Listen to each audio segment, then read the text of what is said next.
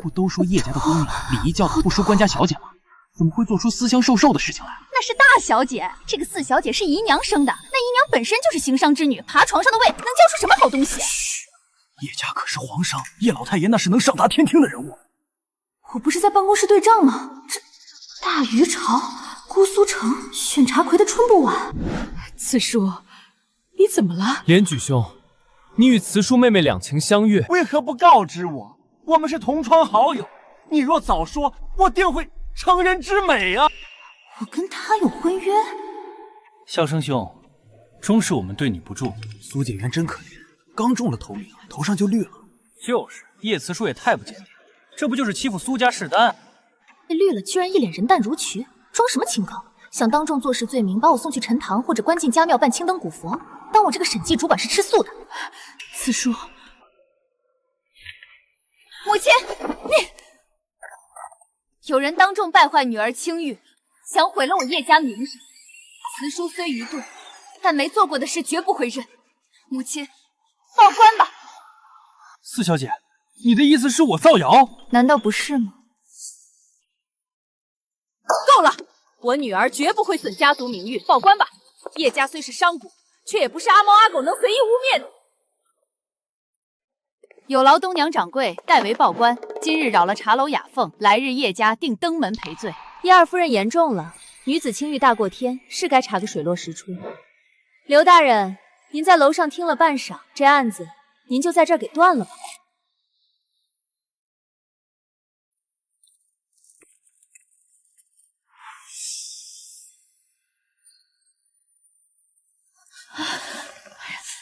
大人，您怎么也来了？陪两位贵客来的，临时决定，不想惊动大家，都起来吧。又不是在公堂，不必多礼。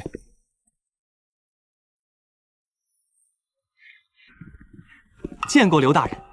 苏解元不必多礼，金陵拿下结缘，前程不可限量，好好努力。刘大人，请。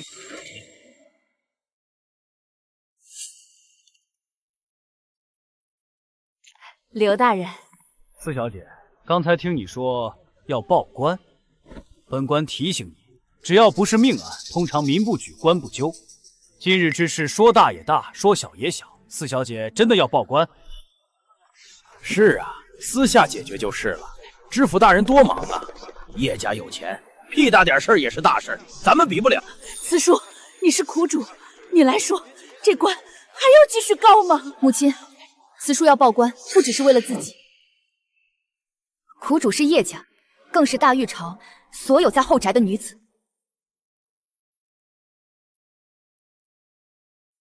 请大人试想，谁家没有千娇百宠的女孩？若以后只要是个男人，随便去绣坊买个帕薇小姐私定终身，那还要什么三媒六聘？若此风一开，宵小之辈皆可如此。大人的千金可还安全？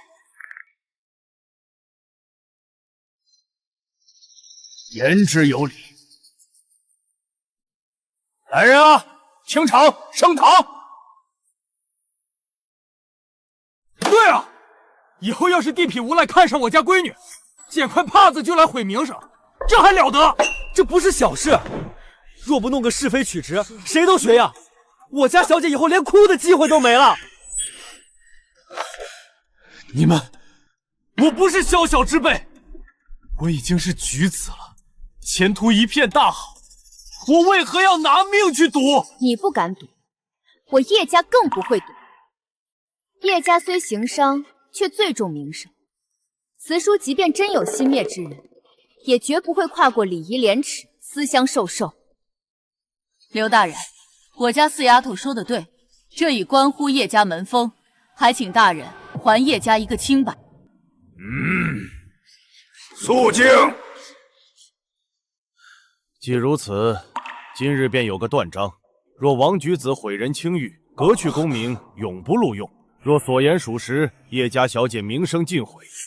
我相信叶家女儿的规矩。既然如此，这是公堂断案，请双方移步。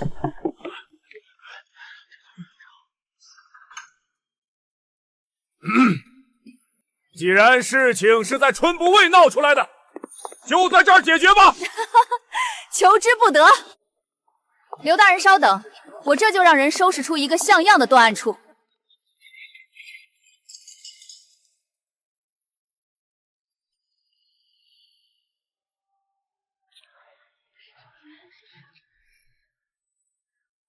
别说东义做事情就是利索，你看，连惊堂木都先找好了。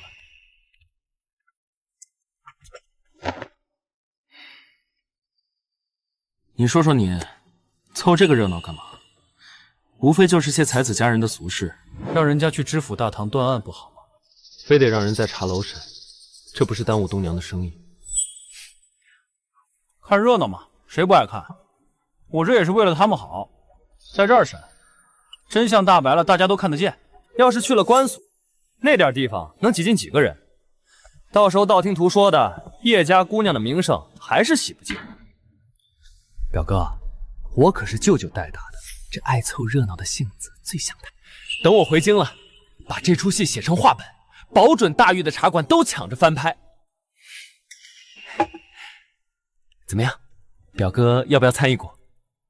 稳赚不赔。别乱叫，你的那位表亲可是当今太子爷，我可不敢跟你平起平坐。哼，也是，终是我不配。你可是太子的亲堂兄，我这外戚表亲算个屁！闭上你那张嘴巴，满京城谁敢得罪你？说实话，你冷不丁跑到姑苏来，到底憋着什么坏？我可不信你是专门来看斗茶的，真酸。来姑苏自然是有正事，现在还不好说。表哥，这些日子你得保我安全。表哥，快来看，我死了！紫薯妹妹，莫要意气用事，把事情闹大，对你名声。肃静！今日事急从权，本官就不走官场那些繁文缛节了。既然主告是叶家四小姐，本官便称你为四小姐。那位王连举举子，本官称你为王举人。四小姐，本官问你与王举人是否相识？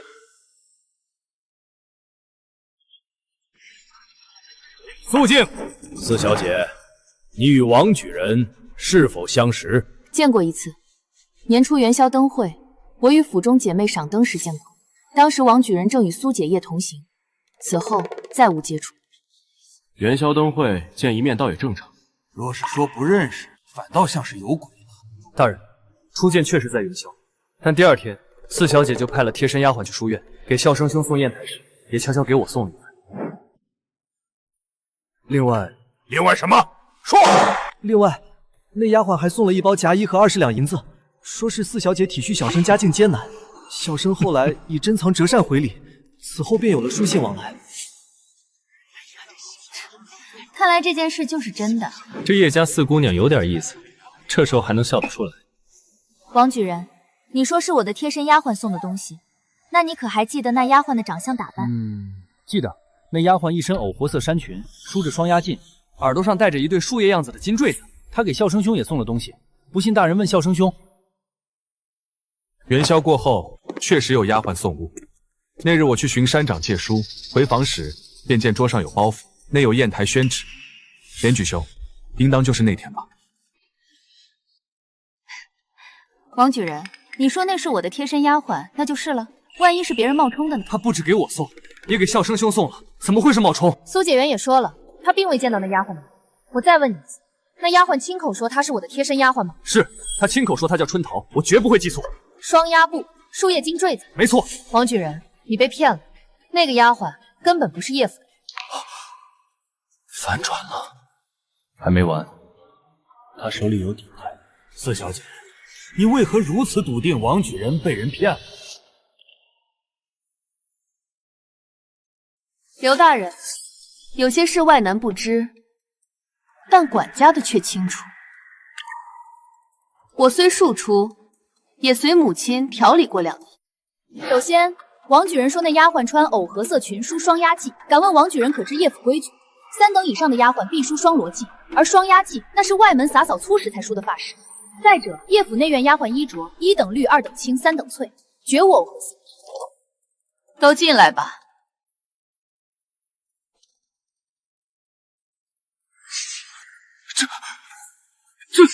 好了，你们都先下去。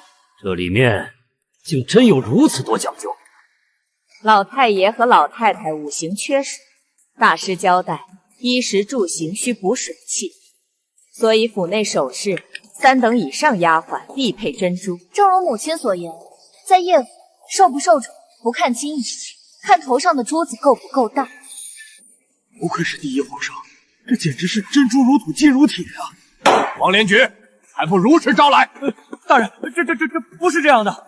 我那4个贴身丫鬟，并无一人叫春桃。王举人啊，你被骗了。那也许是他为了掩人耳目，故意乔装。既然都光明正大送进书院了，还有乔装的必要吗？对，还有书信，我与四小姐有书信往来。哼，我看你这个书生能装到什么时候？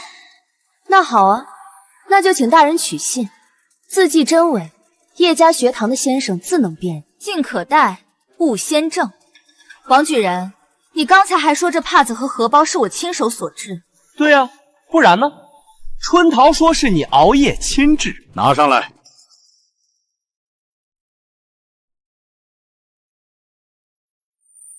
刘大人，可否让我瞧上一瞧？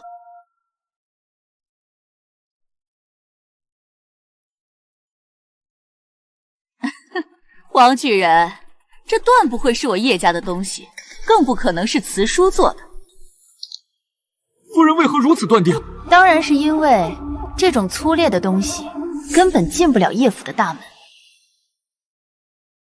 大人，术业有专攻，这罗帕的质地究竟如何？请姑苏城最好的绣娘一看便懂。刘大人，奴家以前也是江南的绣娘，不如先让奴家上上眼。对，本官竟忘了东娘掌柜的本事。刘二，你先去凤玉浦请吴师傅他们过来。在此之前，东娘先看看。怪不得四小姐说这东西进不了门。叶二夫人，大小姐，可否借帕子一用？大人请看，叶家主母与大小姐用的是上贡的天蚕丝，这种天蚕绸只有叶家绸缎庄能出，产量极少，除了供奉皇家，只有叶家自有。王举人这块罗帕虽然精美，却是市面上花银子就能买到的普通桑蚕丝。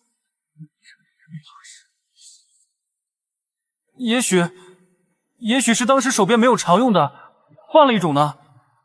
王举人，既然你口中那人对我心悦至极，定情之物又岂会如此寒碜？还有，你那所谓的20两银子赞助，叶家小姐哪怕是庶出，每月铺子里的收益也不止100两，拿20两银子定情，这不像叶家的手笔，倒像是在打叶家的脸。吴师傅，请您辨一辨，这罗帕和荷包是否出自叶家四小姐之手？这帕子绝非叶四小姐所制。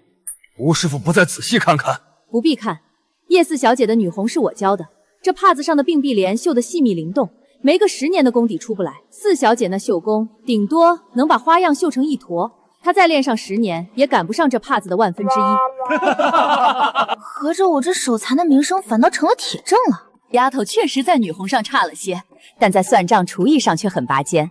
寸有所长，尺有所短嘛，不忍让她干这种细活。这难道不是四小姐为了藏帛？这位公子，你是在质疑老身的眼力，还是在质疑凤羽坊的名声？王举子说藏拙，简直荒谬。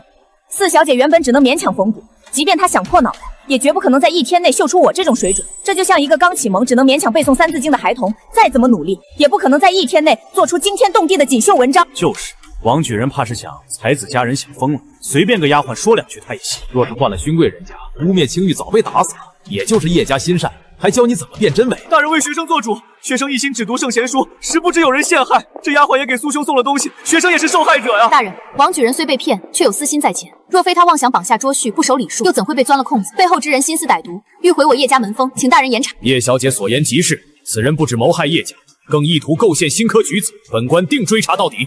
王连举，你心思不纯，即便受陷害，亦有失察之过，现革去你1年银米，去善堂教书3个月。至于明年会试，看你表现。叶四小姐是在下昏了头，查成真凶后，定负荆请罪。王举人确实该查查，能如此了解你的喜好，知晓你行踪的人，一定是你的亲近之人。连举，此人竟想离间你我兄弟之情，我定陪你查个明白。母亲，此书心口发闷，想回去了。走，回家。今日谢过刘大人主持公道。叶家这位小姐当真聪明，临危不乱，见招拆招，这种敢把所有人拉下水的勇气，当真难得。至于那个王举人，蠢的猪跑3圈都比他分得清方向。这种人，就算以后中了，也别放出去祸害百姓，送去磨青书最合适。世子爷、十二爷，我的祖宗们隔墙有耳，声音小点。怎么，我在春不万说话，还要避着谁不成？不做了，世子爷！今早突然降临的这2位身份尊贵的下人，一位是当今天家兄长宁王的世子萧玉，另一位更是京城出了名的混世小魔王，皇后亲侄皇甫老将军最宠爱的孙子皇甫少玉，人称十二爷。十二爷，您刚刚看了个全场，可瞧出什么端倪了？没有啊，光顾着看小美人大杀四方，为青玉奋战了，哪顾得上看其他的小打小闹？十二爷，您就别消遣下官了。这事儿闹得整个姑苏城沸沸扬扬，还牵扯到新科举子，实在是……唉，你个老货，真当小爷不知道你怎么想的？你觉得这不过是点内宅安扎事，怪那叶四小姐没必要闹大，牵扯了2个举子。你是在担心明年的会试吧？你是想着苏洁渊若是能在明年会试殿试一举夺，来个3元及第，你刘大人明年的考评就光鲜了，对不对？下官不敢。你怎么不想想，这种事对闺阁女子的伤害有多大？对那些臭男人来说，不过是多了些风花雪月的谈资，但对女子来说，那是灭顶之灾。无端被毁清誉，轻则一辈子常伴青灯，重则被沉塘或者自己寻了短线。刘大人，那可是鲜活的生命。叶四小姐说的一点没错，谁家没有女儿？要是你刘大人的亲闺女遇到这种事，你还能安稳地坐在这儿嫌人家多事吗？这位十二爷果然如传闻中一般行事无常。他在京城时指着翰林院老学徒鼻子骂老匹夫，天家都拦不住，甚至还动过心思要在京城搞一个草楼，找男子以兰卖笑，专门伺候夫人小姐。这种疯子万万招惹不得。十二爷，是下官考虑不周了。叶家也不是小门小户，叶家那几位爷想必已经收到风声了。刘大人，你这态度还是端正点。叶家虽是皇商，但叶老爷这些年靠银子砸出来的人脉可不少。他要是真发黄，京城那边也是会有动静的。是，下官一定谨记在心。下官明白，下官明白。喝吧，别辜负了这壶好茶。十二，你说这件事是不是有人专门针对叶家搞出来的？这些年叶家势头水涨船起，明年内府往北地和西南采买的名单快出来了，叶家作为第一皇商，会不会是被对家盯上？叶家能做大，靠的是叶老爷的胆量和魄力。当初北地大乱，他都肯压上全部身家，这种地位，一般的勋贵撼动不了。今天这事儿没你想的那么复杂，不牵扯商战。那好端端的闹这么一出，就为了坏个姑娘名声？碰巧遇上了，有人不甘心，想攀更好的高枝，又不想背负忘恩负义的骂名，这不就演了这么一出？声明啊，我没证据，纯属个人猜测。苏解元，不可能吧？哎，你们别看我，我就随口一说，当笑话听就行。十二爷，苏解元可是乡试头名，人品应当是极好的吧？读书好不代表品性好。老话说得好，仗义蛮多土狗辈，负心多是读书人。他这种江南结缘，明年会试是大热人选，前3甲跑不掉的。一个未来的状元公，年轻风光，他会甘心娶一个行商之女，哪怕是皇商，在那些清流眼里也是卑贱。若是娶了相府千金或者公主下嫁，那才是平步青云。这些行商之女给得了吗？最关键的一点，刚才闹起来时，这位苏解元在干嘛？他第一反应不是护着未婚妻，而是装模作样体谅那个姓王的。这个苏解元不该参加科举，他这种人才该去选花魁才对。这又当又立的劲头，那叶家岂不是要吃下这个哑巴亏？白自助了一个白眼狼，叶四小姐还要咽下这苦果。叶老爷惯会捧杀，他肯定能看明白。苏解元明年的会试估计前10进不。至于那位叶四小姐，她是个聪明人，为了止损，她肯定会主动退婚。祖父，慈叔想退婚。退婚？死丫头，你可想好了？对女子的声誉总归是有影响的。今天这事情不是已经弄清楚了吗？死丫头，你且说说看，为什么要退婚？可是因为今日受了委屈？祖父，苏家哥哥不是良配，慈叔不愿委屈了自己，更不愿委屈了叶家。这话是怎么说的？你和祖父好好念叨念叨，怎么就委屈了你，又怎么委屈了叶家？祖父，今日那王举人调出所谓定情信物时，苏家哥哥第一时间不是相信我，更没有护着我。他没有护着你？是，他第一反应是失望，甚至还说什么成人之美的混话。祖父，若他是良配，会在那样的场合对我落井下石吗？他心里压根就没有我，更没有叶家的名声。你想退婚，那就退吧。今日你也累了，先回去歇息。老二，你送四丫头回去，她身子弱，今晚别让她回自己的院子了，去大丫头那儿住，有个照应。拿叶家的帖子去平安堂请廖大夫，他刚从西南回来，让他给四丫头把个脉。父亲，您真的打算给四丫头退亲？这门亲事，姑苏城里多少人盯着呢？咱们就这么退了？原本老夫想着多行善事，苏家小哥出息了，也能记着叶家的好。谁成想叶家竟养出了一个白眼狼！父亲，您的意思是，苏孝生他……你也是个蠢的，精心养出来的小子，还没等大显身手，第一时间想的就是怎么撇开叶家。这就是咱们的那位谢元公啊！指望外人正功名，不如自家儿郎出息。好在三郎这次也中了举，虽然排名靠后，但还有时间。孩儿无能，那退婚的事，孩儿让苏姨娘去和她堂姐谈谈。暂时不要谈，这时候贸然提，外面的话不好听。慢慢来，退婚要讲究计划，不能损了叶家的名声，更不能损了四丫头的清誉，争取年底前把这事办了。都怪我，当初引了这么个东西进门。那小子既然敢算计叶家，我就不会放过他。父亲，那孩儿去安排，找人不许碰律法。那小子不是觉得翅膀硬了吗？离会时还有半年，一个人见识了繁华世面后，再从高处跌落，那滋味才叫不好受。明天让你那个苏姨娘带上厚礼去看那对母子，找个由头，就说你堂姑要回来祭祖，家里不便留外男，给他们在外面找个好宅子，让他们搬出去。对，姑姑要回来了，那新修了20年的宅子终于派上用场了。那是你姑姑跟着贵人一起回来的，万一贵人要过来坐坐呢？你赶紧去把摆设都换了，务必让你姑姑住得舒坦。退婚只是第一步。苏小生，你想借我当踏脚石去攀高枝，那我就亲手把你的梯子拆了。我当了1天的叶四小姐了，没收了审计市政，换成了星级小姑娘。叶家大于顶级跨国贸易土豪，虽然3妻4妾，但也支持女眷自营产业。名下2间铺子，收益马马虎虎。四姐儿，娘来看你了。娘，您怎么带着旭哥过来了？四姐儿，娘知道你受了委屈，没事儿，等苏家小子高中状元，3媒6聘娶了你，气死那群嚼舌根的。娘，你跟四姐有仇吗？胡说什么？那干嘛非得让我姐吃苦受委屈？四姐，等我长大，绝不让你受一点苦。我这不是为了让你姐当官太太吗？娘，你是看不上父亲吗？瞎说什么呢？你父亲相貌堂堂，仁义之理，家境又好，我哪能看不上？那当初要是父亲和一个穷书生同时要娶你，你跟谁？哼，肯定你父亲啊。那苏家哥哥是谁的亲戚？苏姨娘家的。你和苏姨娘关系如何？明面上笑呵呵，背地里不怎么好。既然关系不好，这种将来当官太太的好事儿，他会大方让给你？好啊，那个姓苏的一定不是良配。苏姨娘这小贱人肯定知道内情，她想坑咱们母女。不行，我跟她没完。娘，没证据，父亲只会觉得你无理取闹，记在心里，等抓到把柄再告状。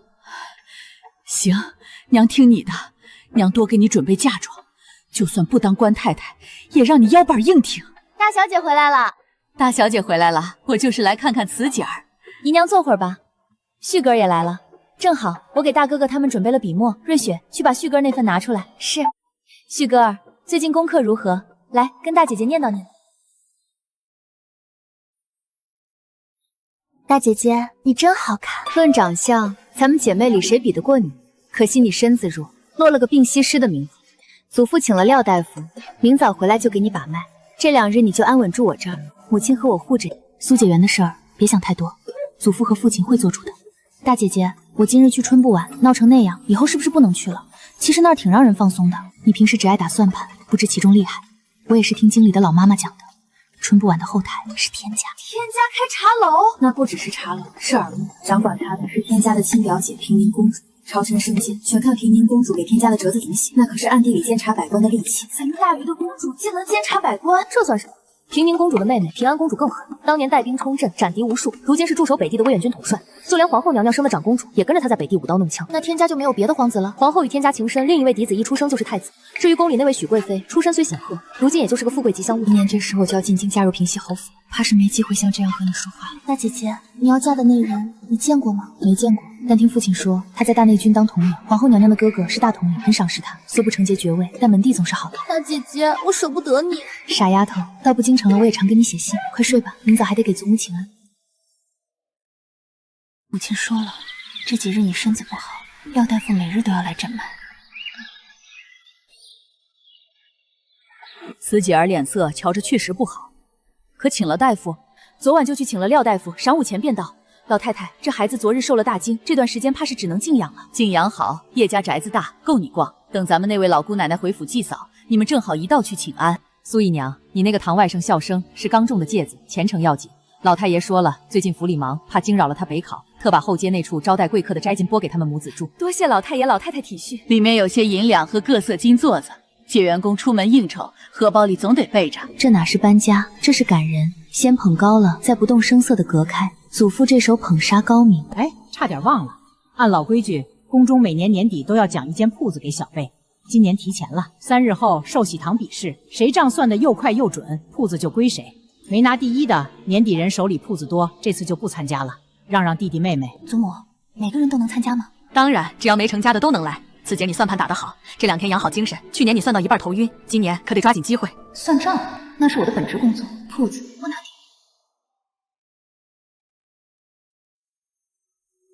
婉姐儿，今日你跟着我看账，慈姐儿你就歇在暖阁里。廖大夫来了，直接带进来。大姐姐，二姐姐今日瞧着似乎不太高兴。叶宁说哪天高兴过？她眼里只有琴棋书画，那是清高如霜，哪像咱们整日围着算盘转。官家小姐出身，委身商贾做妾，难怪生出的女儿也一副高岭之花的模样，心里怕是不甘到了极点。四小姐这心急是胎里带来的，只能细水长流的养，不可大喜大悲，不可忧思过度。廖大夫的意思是让叶慈书看淡生死，无欲无求。四小姐聪慧，叶家大富大贵，您确实没必要有什么烦心事。大意了，我竟没想到叶家一个商户，内宅规矩竟比勋贵家还严，连丫鬟衣裳颜色都有定数。终究是差了一招。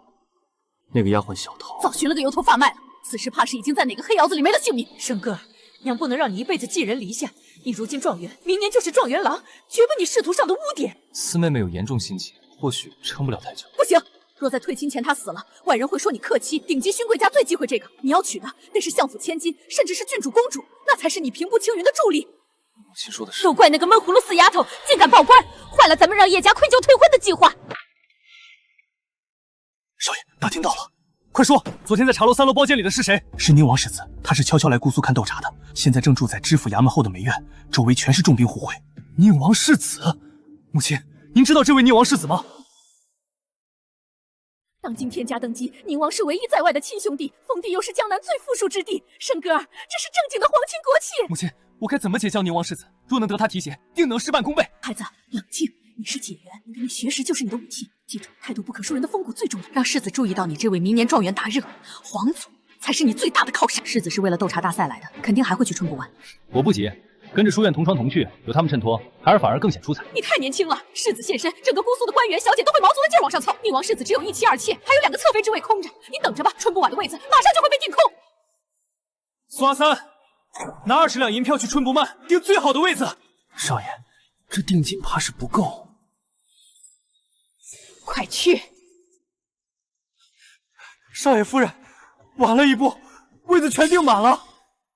但掌柜在大堂留了一桌，请姑苏有名的才子，特意给了少爷这张请帖，请您3日后务必赏光。好，去赴会时多准备几首绝佳诗词。都有谁去？巡抚家的小公子，刘大人的公子，还有扬州首富宋家的公子。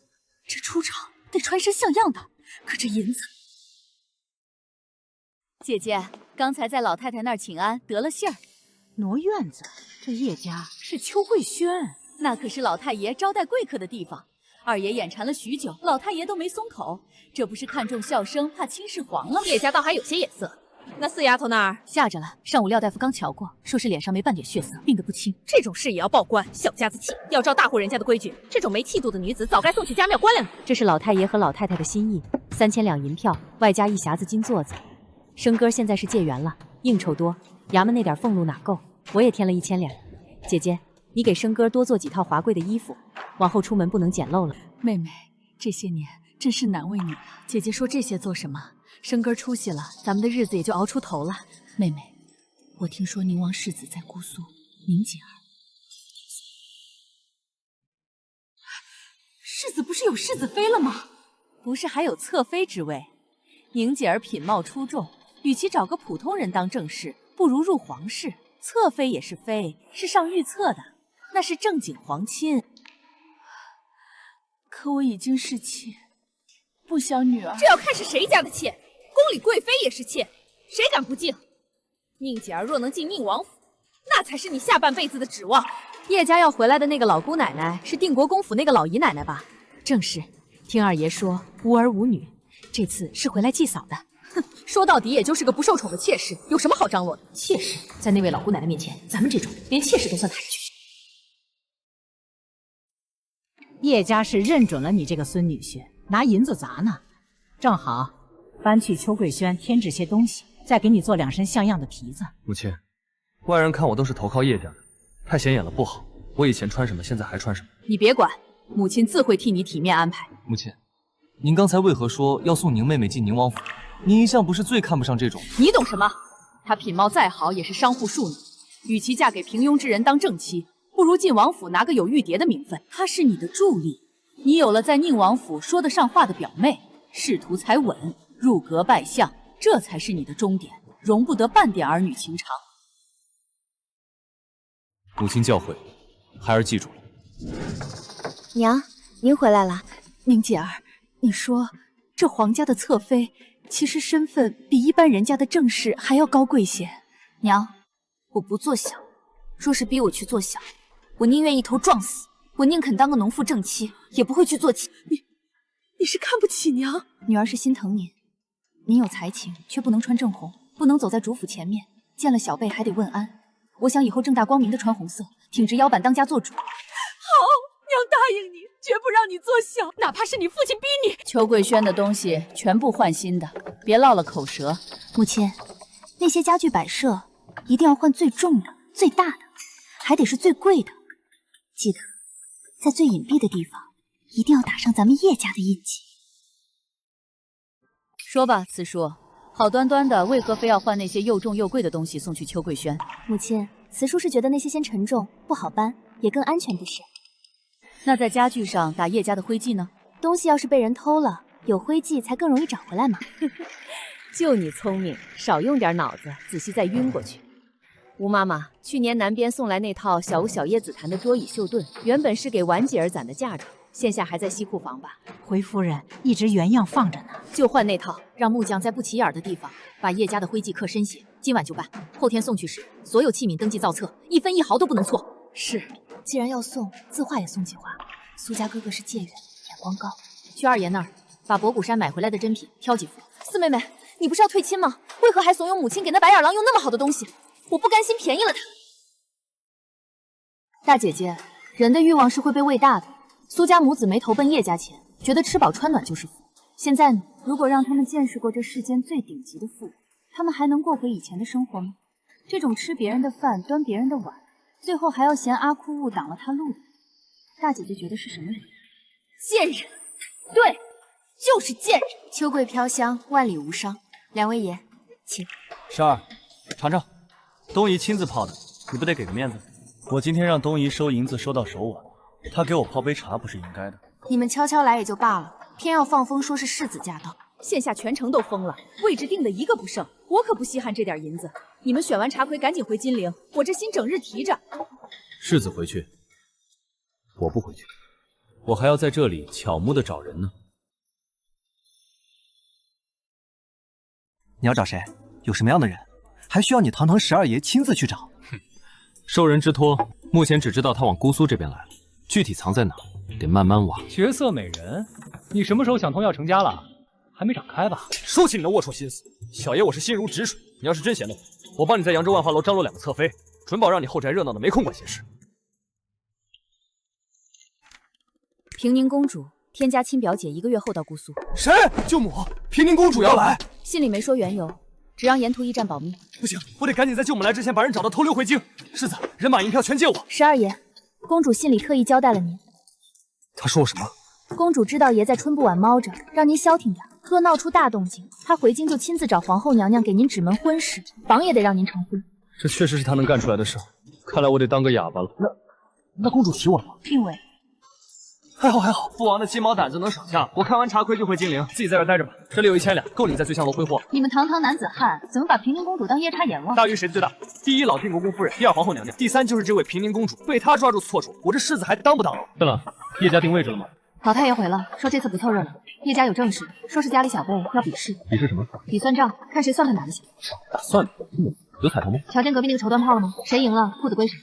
叶家果然好富，拿个大铺子当我。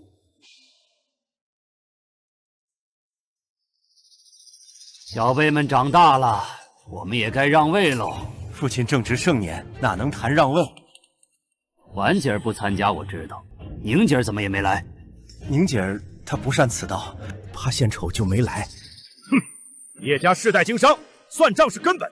今日盘账大赛，彩头是百脂坊绸缎庄，规矩不变，谁算的又快又准，铺子就归谁。三姐姐去年拔了头，是个赚钱狂，今年怕是没那么容易了。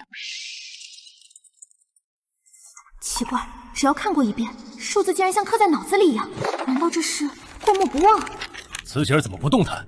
光凡称数不算。这孩子计算盘平时打得极好，今日这是怎么了？哼，闭嘴！慈姐儿自有分寸，看着便是。旧管家新收，减开除，算清了。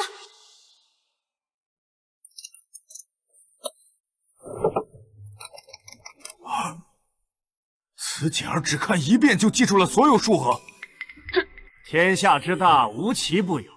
我这2个闺女算盘打的都像我。百脂坊3个月期末实存13582两8钱5分。3小姐完全正确，4小姐也完全正确。既然数字都对，秀姐儿更快。老太爷，4小姐在数字后面还写了2句话：账目有疑。不得胡说！府里的账房都是跟了老太爷几十年的老人，怎会做假账？慈姐儿不可乱开玩笑。祖父，此书没有乱数。死丫头，你可知这话的分量？百脂坊的账我看过，并无异样。祖父，错的不是府里的老账房，而是百脂坊的账房。他在记账时出了纰漏。什么？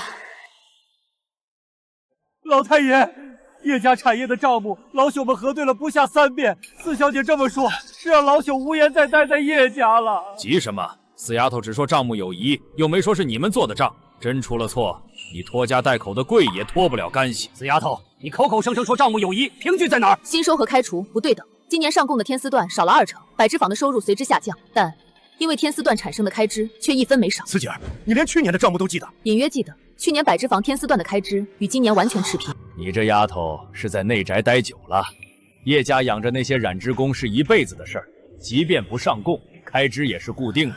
对。祖父，此书说的不是工钱，而是药。天丝缎染色需用西南深山的秘方草药，药性仅3个月。今年上贡量减了2成，药草采购却不仅没减，反而增了1成。药性不能留待明年，多出来的药草钱去了哪里？大兴，去把去年染织坊的旧账拿来。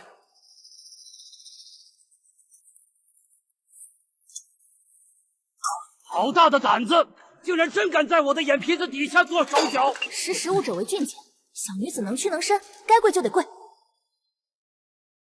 罢了，这些账我抽空再审。今天的事儿是咱们叶家的盘账比赛，论速度，秀姐第一。但我定的规矩是既要快又要准。四丫头此书不仅算对了账，还能看出账目里的猫腻，这心思极其难听。秀姐儿，今年的头筹给慈叔，你可服气？服气。妹妹想得深，不像我就只会算死账，这点我服。不错，秀姐儿也该赏。那前门大街的绸缎庄给慈叔，至于秀姐儿，祖父额外赏你一间瓜州的胭脂水粉铺子，7日内契约文书全都换到你们名下。谢祖父赏赐，多谢祖父。慈叔妹妹，你账算得这么绝，咱们以后合作吧。合作？怎么合作？一起赚大钱啊！你算账，我也算账，咱们联手，谁敢做假账？咱们先开铺子。再开钱庄，用钱生钱。你怎么不早说你喜欢赚钱呢？早说的话，咱们的钱庄现在都开遍全城了。好，以后咱们一起合作开钱庄。不过我现在得先回梦月居了，该吃药了。行，你快回去，没个好身体怎么赚大钱？等会儿我让人送点名贵药材给你补补。二位爷，叶家盘账大比出结果了，谁赢了？是四小姐叶慈书，她不仅算准了，还当场指出了账目漏税贪墨的问题，惊动了叶老太爷。现在一个大绸缎庄子已经是他的了。哟，那个爱拉人下水的小美人，算账还挺厉害。叶家到底有钱，2个铺子说送就送。我的娘啊，我的老红花褂子大棉袄，12哥，你家贤弟来了，还不快出来接驾？12哥，你躲哪个房间里跟小美人亲香呢？别让我逮着！你弟弟怎么越来越疯了？他不是被关安堂了吗？肯定是我母亲放出来的，除了他，谁敢纵着这祖宗？嚷什么嚷！麻溜的给小爷滚上来！来啦，12哥哥，让奴家好找啊！当初怎么就跟这个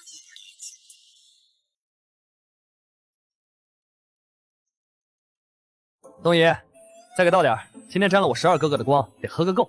你娘偷放你出来的？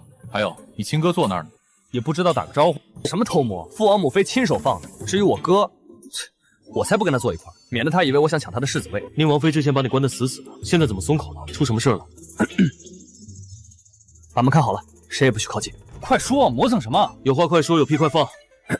平宁公主要来姑苏了，你们知道吗？原来都知道啊。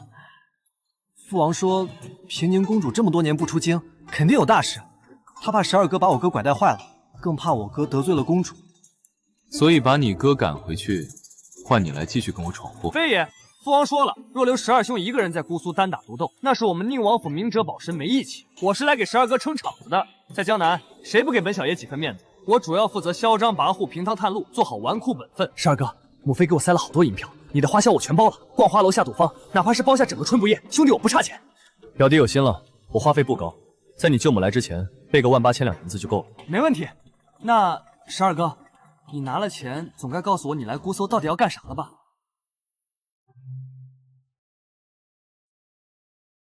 受人之托，来姑苏找个小丫头。找人我在行，让我来。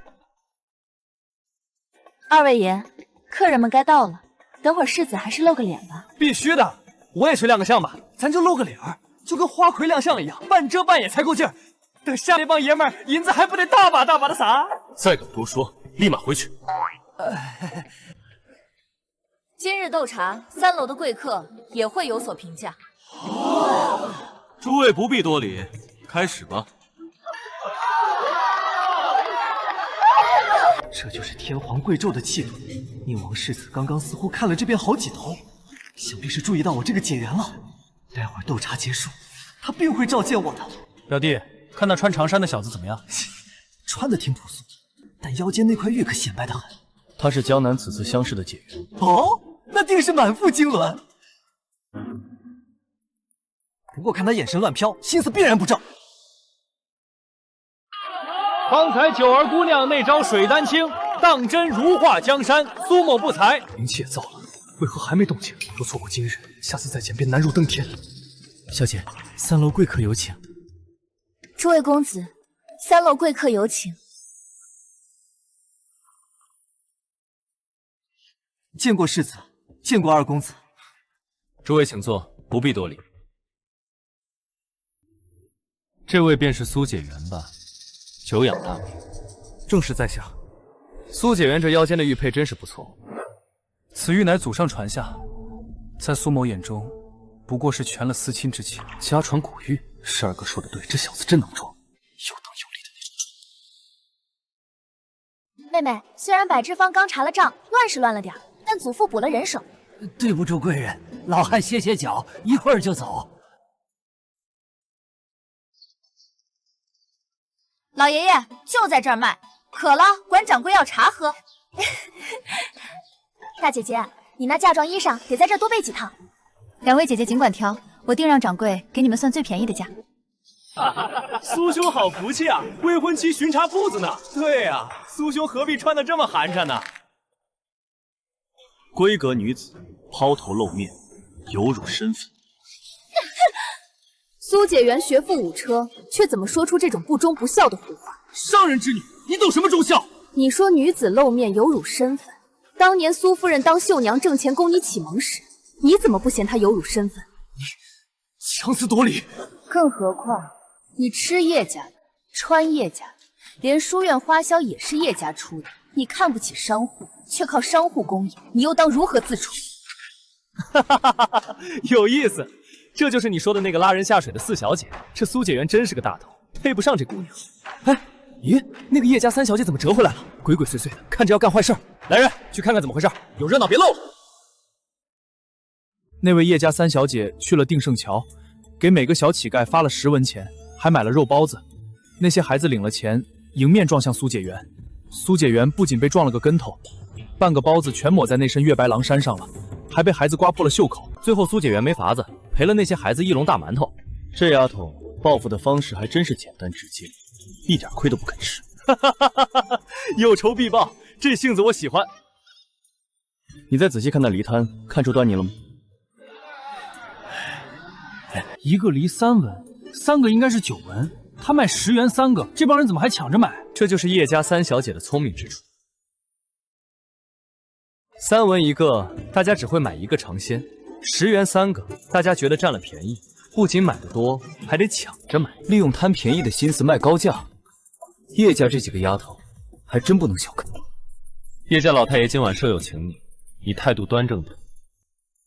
那老太爷在京城也是有门路的，别在那儿丢皇室的脸。唉。我哥要是晚走1天就好了，这种正经场合最烦人。12哥，你真的不陪我去？我还没打算在叶老太爷面前露相，不过东娘会陪你去。东姨也去？东娘去给我找个记账的差事，我总不能这1个月在姑苏城无所事事吧？找记账的活？12哥，你要去哪家算账？我真同情那家东家，让你去算账，那账房怕是要倒闭。滚！小爷我账算得好着呢。来，刚出锅的，来姨娘最爱的这口，你们也赶紧尝尝。三姐姐，刚才不只是去买糕点了吧？顺手花了点钱，找几个小乞丐恶心了一下苏解然，你还真敢动手？反正妹妹都不打算跟他成亲了，还顾及他面子干嘛？那宅子都腾出来了，祖父明显是不想留他了。就那群蠢下人，还以为老太爷看中他。三姐姐，你是怎么看出来的？下人们心思多，我平日放债给他们，听得多了。苏家母子就是养不熟的白眼狼，叶家不稀罕。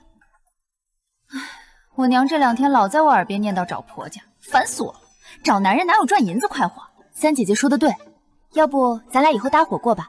你做生意，我算账，咱们把自己的小日子过好就行。我是不是没戴好头？妹妹们怎么一个赛一个不想成亲？回2位姐，邱桂轩那边全妥了，苏家母子明日就挪过去。他母子最近手面如何？阔绰得很，老太太送的银子已去了一半。苏夫人在凤羽岗订了几身大毛衣服，说是为了明年开春进京备的，连咱们百枝坊的门都没进。这是还没当官就先嫌弃咱们家了。苏解元呢？昨日跟那帮举子品茶作诗，日日明定大醉才回。门房说那酒气隔着一条街都熏人。就这德行，明年会试能中才怪。四妹妹放心，祖父说了，月底前定让他滚出叶家，把婚退了。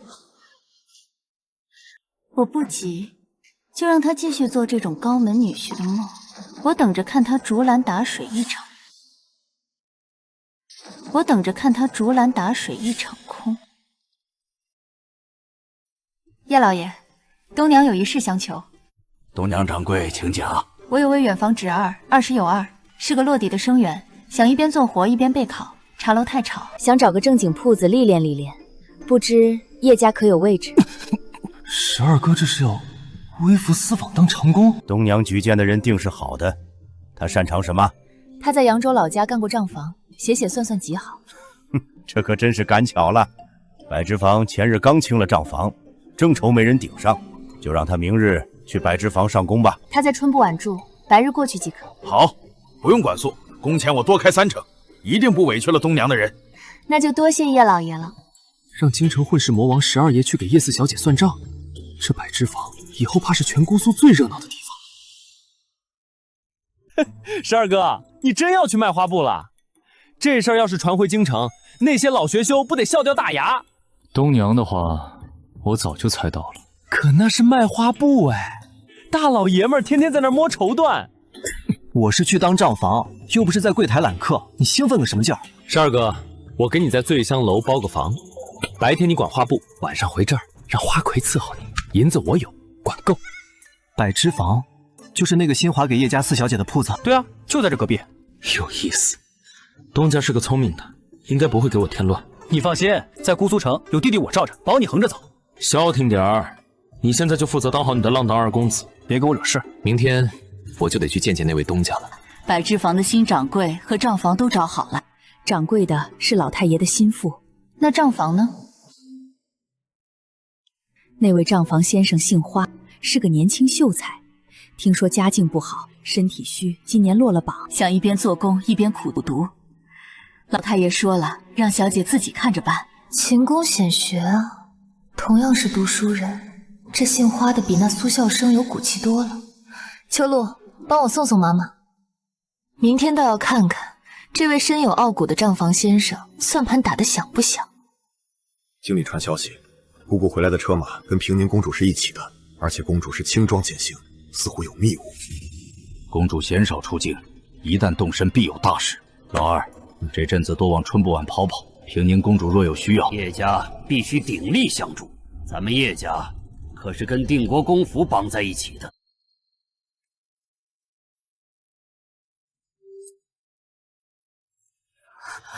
惊为天人啊！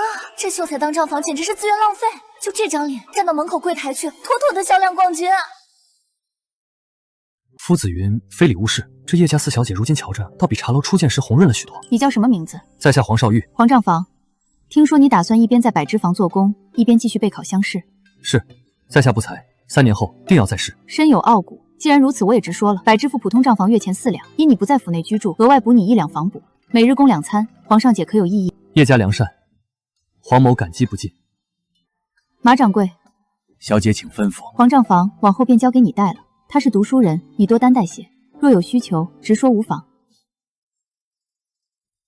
三姐姐，你方才盯着人家瞧了半天，瞧出什么名堂了？穷，但极有风骨。此话怎讲？他穿的衣服看起来边角都起毛了，说明是真穷。可他腰间那块玉佩起码值几十两银子，说明他祖上阔骨，是家道中落的子弟。三姐姐，咱们想到的一处去了。我方才还在想，他若肯去柜台卖布，那简直是销冠之才。皮相神好，气质清冷，那一丝傲气最是勾人。可惜人家一门心思要读书，等下次他来交账，我探探他的口风，看看这位黄公子愿不愿为5斗米折腰。对了，母亲说明日人牙子要送新丫鬟进府，咱们每人得挑2个，又是琐事。不过比起那苏校生，这位黄账房瞧着顺眼多了。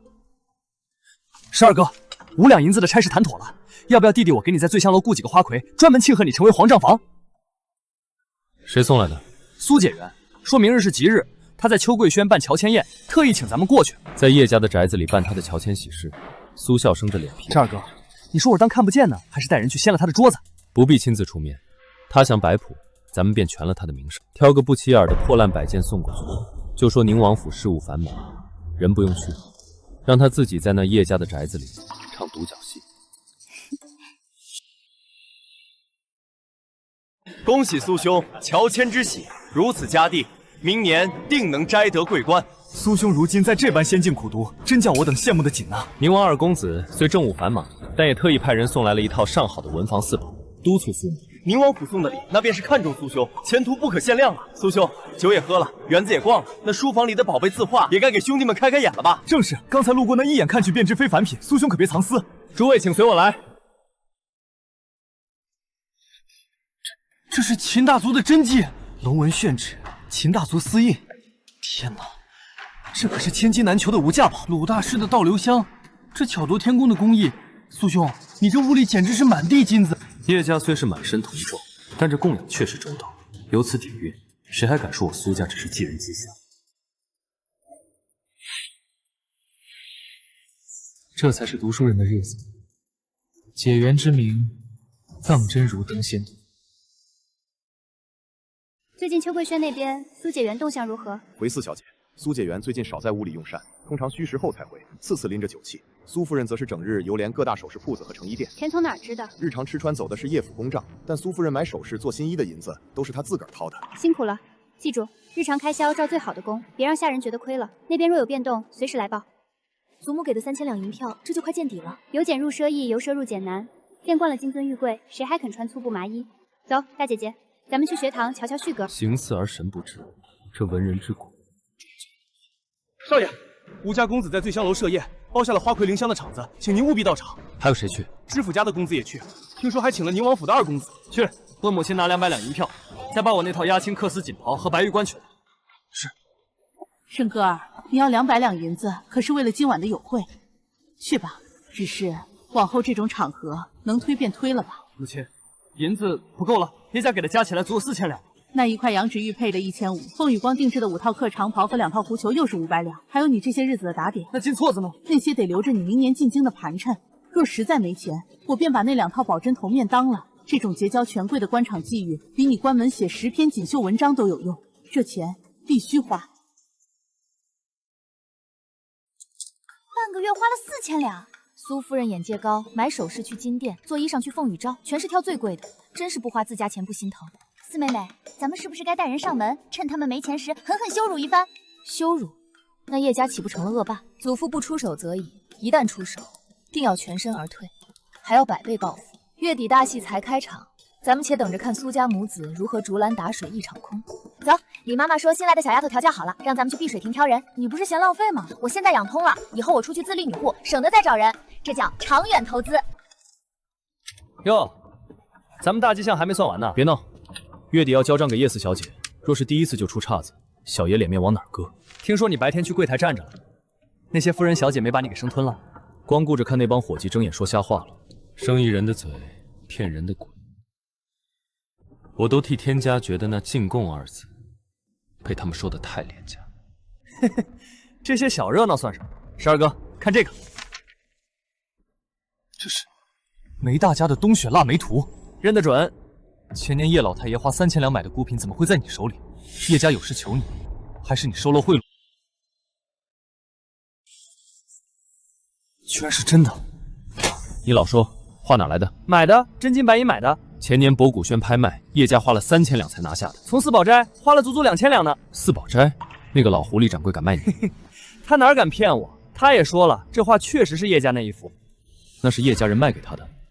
掌柜说，卖画的人虽然穿得不错，但绝不是叶家的管事，那身行头也不是叶家仆从的料子。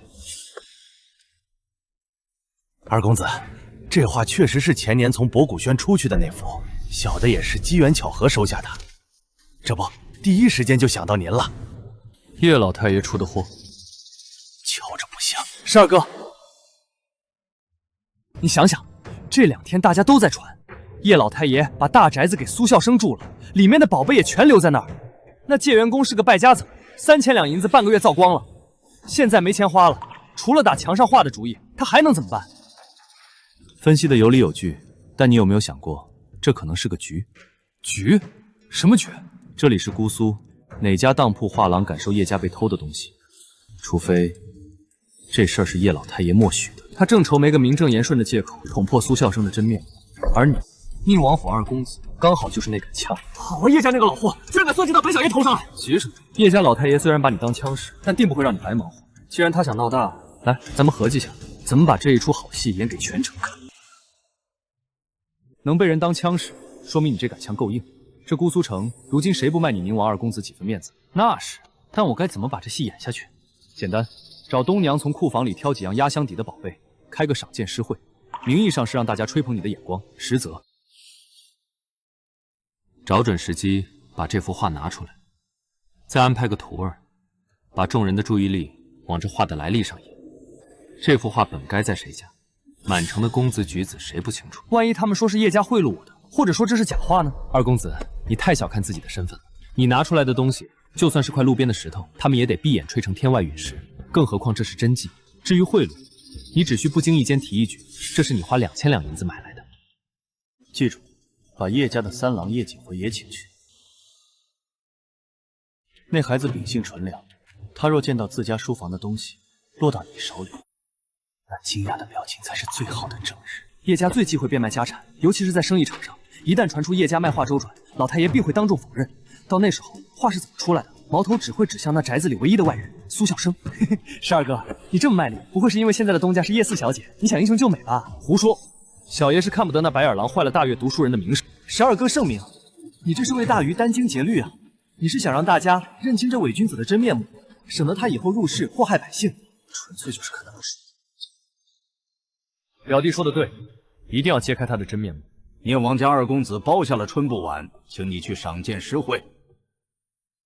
祖父，孙儿还想在家温习。温习不差这一日，二公子亲自下帖，你必须去，多看多听，少说话。祖父，孙儿与那位宁王二公子并不相识，去了怕是自讨没趣。三郎，你读书是为了什么？光宗耀祖还是造福百姓？无论是哪样，你都得走出家门。你总缩在书房里，将来入仕了，难道也要缩在官署里不成？孙儿记住了，孙儿这就回去温习，功课还没做完。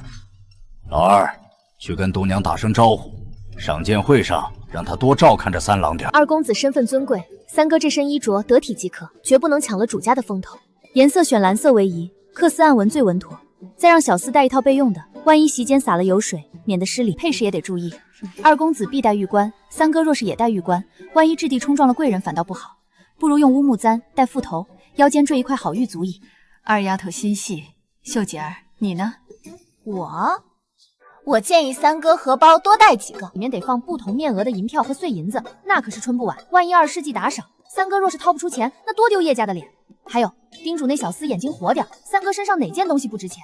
万一掉了一样半样的，这趟赴宴可就亏到家了。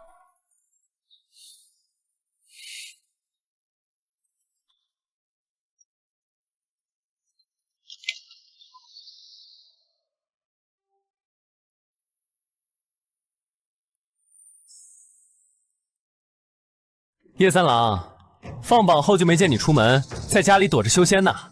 读书，功课紧，不敢懈怠。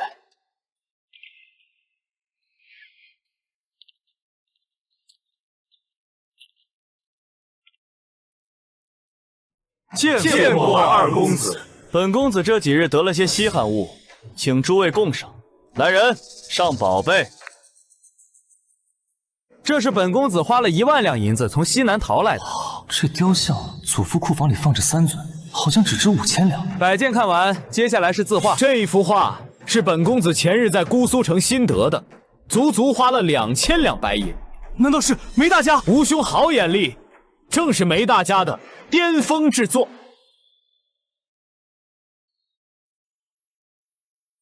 回二公子，前年叶家从博古轩买走了一批字画，其中确实有这幅梅大家的《冬雪腊梅图》。好大的胆子！四宝斋竟敢拿假货骗到小爷头上！来人，把四宝斋掌柜给小爷押过来。二公子，许是叶家后来又把画给卖了呢？绝无可能，此等珍品，叶家向来视若珍宝，绝不轻易出售。是啊，叶家哪缺这点钱？可若是没卖，那咱们在秋桂轩书房看到的那幅又是哪来的？哦，那就是说，要么本公子手里这幅是假，要么苏解元书房里那幅是假。二公子，是真是假，取来一验便知。叶某敢担保，叶家从未卖过此画。好，既然苏解元是爱画之人，定也想弄个水落石出，你不介意吧？自然。二公子冤枉啊！小的就是有1万个胆子，也不敢卖假画给您啊！公子，挂在秋桂轩书房的画取到了。报，叶老爷传话，此画一直供在秋桂轩，叶家绝无出售之意。不对，这画变样了，这根本不是我们前几日见到的那一幅。苏解元，能否给本公子解释一下，这真画怎么会出现在四宝斋的柜子？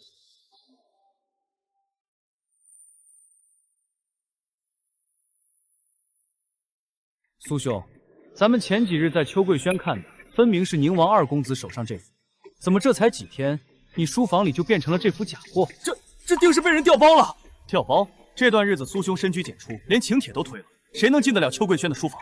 况且苏兄日日对着这画，竟连真假都分不出，怕是定是叶家的恶仆。秋桂轩洒扫的小厮、马夫、厨子全是叶家人，定是他们监守自盗，故意换了画来陷害我。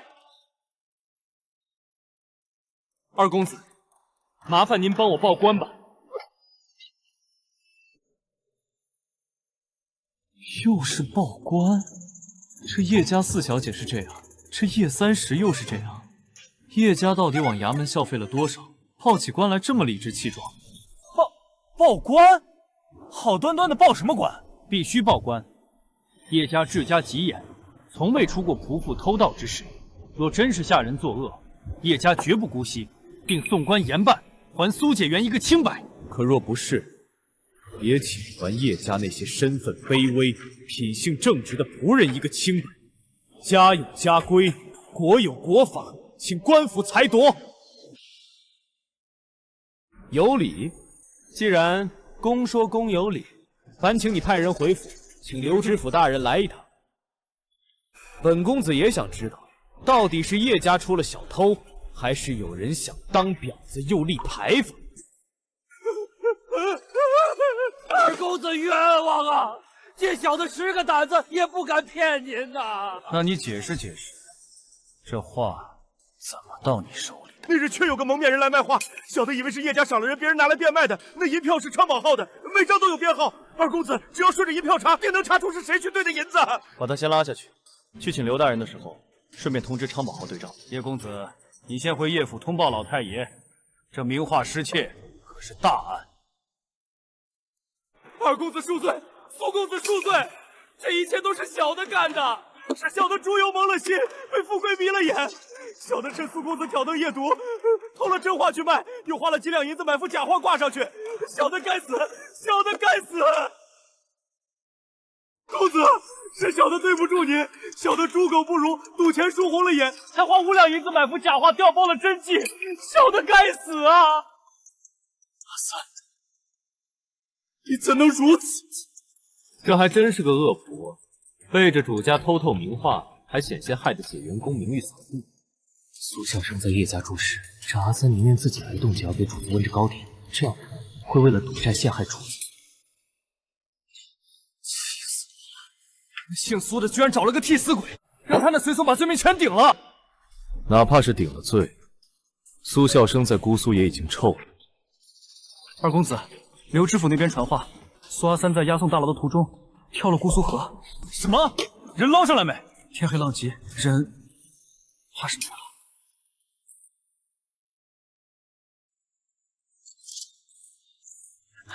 他必死，为了那种白眼搭上一条命。你眼里他是恶仆，在他自己眼里他是个义仆。苏阿三知道，只要他进了大牢，知府衙门的手段他扛不住。若他招了，苏孝生就全完了。他一死，便是死无对证。他用命换苏孝生那点摇摇欲坠的功名。于忠这种人真是无可复药。这世间于忠于孝之人还少吗？别气了，明日一早，姑苏城就会传遍解元宫御下不严的丑闻。叶老太爷可不是吃素的。十二哥，你这么帮叶家，是不是巴不得你的东家早点退婚啊？哼，我只是看不得那虚伪小人得意。叶四小姐真该给你立个仁义牌坊，专门限你救她出火海。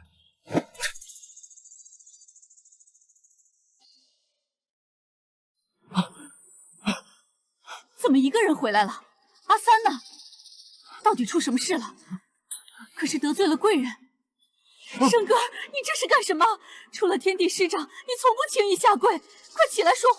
母亲，儿子糊涂，那画被宁王二公子当众拆穿了。偷笑！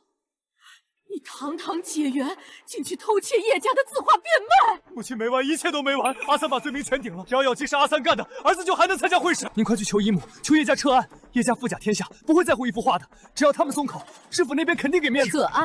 今天那场面，若是叶家不报官，便是扫了宁王府的面子。叶家会为了一个仆人去得罪世子吗？可是，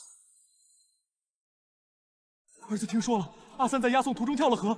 若是他没死透，或者被官差搜出来怎么办？阿三既然跳了河，便是存了必死之心为你遮掩。圣哥，从这一刻起，你对此事一无所知，你只是个被恶仆蒙蔽的受害者，明白了吗？可外面的流言，那些举子都会看儿子的笑话。流言能杀人，也能淬火，受不住这点委屈，你将来如何入阁拜相？从明天起，你闭门谢客，好生苦读。至于叶家，我会亲自去一趟，他们不过是想逼我们早点成亲，把这棵大树抱牢。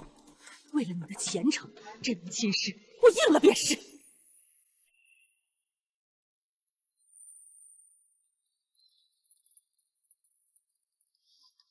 这就迫不及待上门来商量婚事了。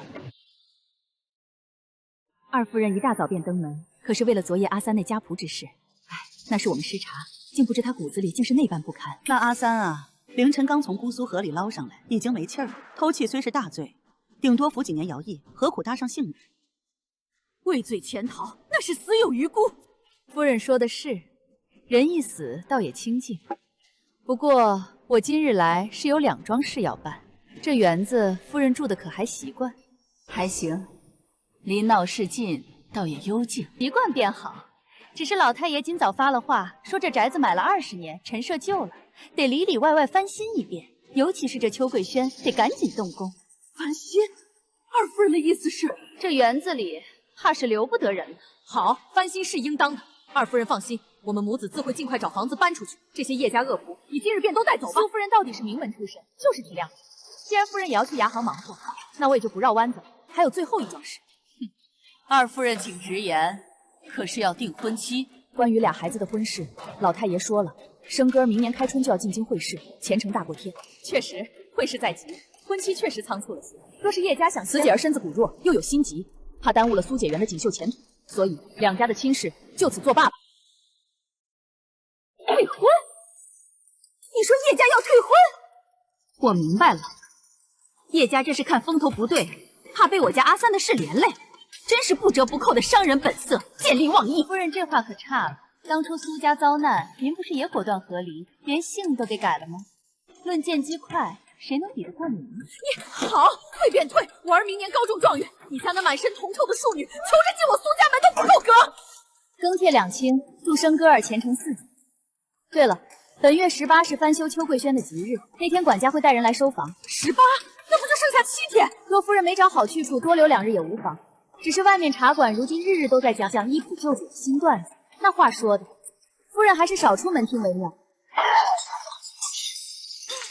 贱人，这是上古贱类，我要杀了你们！母亲，母亲保重身体，都是孩儿无能。我要砸烂这些叶家的东西，砸烂他们！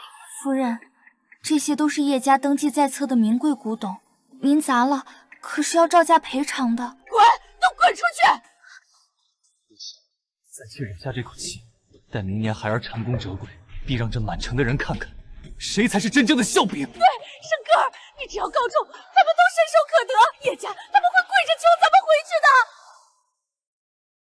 你们听说了吗？首富叶家竟然和新科苏解元退婚了，这放着未来的状元夫人不当，叶家是疯了吗？那苏家藏污纳垢，养出的恶仆敢图叶家名化，谁知道苏家背地里什么样？也对，看苏家那败落样，现在连叶家的园子都被收回去了。我看这苏解元也就是个虚架子。十二哥，你听到了吗？现在满城都在夸叶家老太爷深明大义，宁退婚也不肯与德行有亏的人家结亲。这一波，叶家老太爷赢麻了。叶老太爷是个人精，那次叶四小姐茶楼闹着报官，他就知道苏家不安分，他一直隐忍不发，如今名声拿了，婚也退了，算无一策。不过他没算到我，也没算到十二哥你在后面推了这一把。看你笑得灿烂，叶家给你送好东西了。墨玉羊脂玉一盒，翠玉水晶一盒。叶老太爷真是懂我，我回金陵定要在父王面前替叶家美言几句。那是给你的封口费，你少说话就是对叶家最大的帮忙。说正事，这2天你去帮我逛逛姑苏的花楼。逛花楼？十二哥，你要是想女人了，弟弟带你去，干嘛说的这么客气？是替我找个人，一个18岁的女孩，极美，右腕处有一个铜钱大小的云朵状粉色胎记。18岁，十二哥，你这是跟那虎威将军的儿子学坏了，你禽兽啊！是受人之托，这女孩是从焦坊司逃出来的犯官之后，后来跟救她的人走散了，打听到是被拐到了姑苏。焦坊司犯官之后，那可是皇上亲下的旨意。十二哥，你这是要跟皇帝叔叔对着干啊！难怪平宁公主急着往姑苏赶，她是来拦你的吧？那你帮是不帮？帮怎么不帮？不过说好了，要是皇上要打我板子，你得抱着他的大腿哭响点儿。放心，要是真出事，我那顿板子肯定比你的重。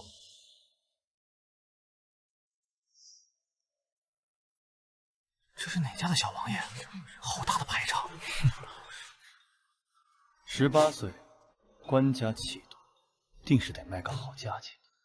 先从这姑苏第1楼找起。哎呦，这不是二公子吗？您这尊大佛怎么今儿个有空光临奴家这小庙了？快，最好的包间伺候。少废话，去，把你们楼里所有的姑娘都给小爷叫到包间去。所有的？二公子，您这小身板吃得消吗？小爷有的是银子，赶紧去。二公子您慢着点儿，楼上请，保准让您今儿个尽兴。给二公子请安。都站好了，把你们的袖子都捋起来，露出胳膊。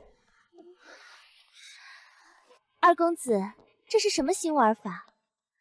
不知是让奴家露左胳膊，还是右胳膊？少废话，2只胳膊都露出来！太俗，换一匹。二公子，这已经是我们楼里最好的了。小爷说换一批，听不懂吗？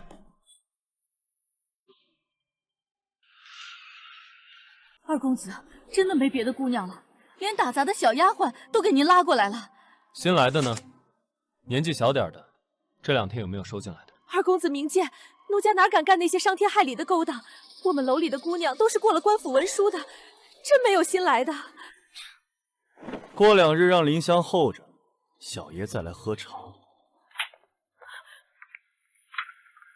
十二哥，银子撒了不少，人影都没瞧见。你那消息准不准？别是人去了扬州，你让我在这儿翻姑苏城？消息说进了姑苏，手腕上有云朵粉色胎记，这么显眼的标志，醉香楼都没有。翻遍了，连老鸨床底我都恨不得翻了。你说会不会被卖到大户人家当丫鬟，或者给农妇当童养媳了？大户人家买丫鬟最重来历，她这种身份没人敢留。至于农户，那点行脚钱都不值几个碎银子，牙婆不会做这种亏本。那他能钻地底下去了不成？苏家母子前日搬走了。管家去收房时，发现茶具碎了一地。母亲说多一事不如少一事，几套瓷器便没让他们赔。没这婚约压着，真觉得这姑苏的空气都新鲜了不少。大姐姐，那母子俩搬哪儿去了？宝带桥那边一处一进的小院，靠着码头，喧闹得很。当初祖父给的3000两，怕是快见底了。苏解元那肩不能扛、手不能提的样，苏夫人难不成还要重操旧业去当绣娘？由奢入俭难啊！卖花的银子虽多，可架不住苏夫人眼见高。咱们且看着，看他们能撑到哪天。你们知道吗？这几天兴盛坊去年的陈年胭脂居然全卖脱货了。哪个花魁带的货？是那位宁王二公子。传闻他在花楼选姑娘不看脸，只看胳膊，说他在金陵最爱胳膊上画了胭脂画的美人。现在满城的姑娘都疯了，天天往胳膊上画牡丹芍药。这宁王二公子简直是财神爷，若他能去我铺子里点个头，我分他一半红利都成。三妹妹，那是皇亲国戚，你脑子里尽是些生意志。婉姐儿，苏姨娘这几日病了，宁姐儿心情也不快，你带她去梦月轩聚几天，好生照料。有劳长姐。这些是李妈妈调教好的丫头，你们每人领2个回去使唤。你叫什么？奴婢林泽，请小姐赐名。你多大了？18。既然她叫林泽，那你便叫韩苏吧。奴婢韩苏，谢小姐赐名。韩苏，这伤是什么时候弄到的？回四小姐的话，在进叶府之前就伤到了。那日在庄子里的灶间帮忙，奴婢不小心让火燎了一下。进府后，管事的妈妈们看到了，立刻找了郎中给奴婢拿药敷上，现在已经快要掉痂了。既然是老伤，便好好养着。在没掉痂之前，韩苏这只手不要碰水。林泽，你与韩苏一起先回秋墨阁。你们俩年纪尚小，有不懂的规矩，多跟着院里的姐姐们学学。暂时先负责浇花喂鸟，重活以后再说。是。四妹妹叹什么气？莫不是这账本看腻了？我听说前门大街新开了一家糕点铺，那梅花糕软糯香甜，咱们要不要去买点给母亲和大姐姐尝鲜？好了，你们2个皮猴子，既然坐不住，便出去逛逛吧。让马房备车。只是这2日天转凉，叶慈书和叶秀书都要多穿点，别吹了风。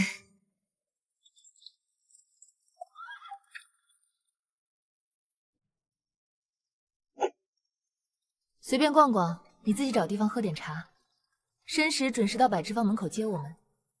四妹妹，你看，刚刚这几家，还有前面那家卖文房四宝的，其实都是咱们叶家的铺子，只不过挂在不同房头名下罢了。叶半城果真名不虚传。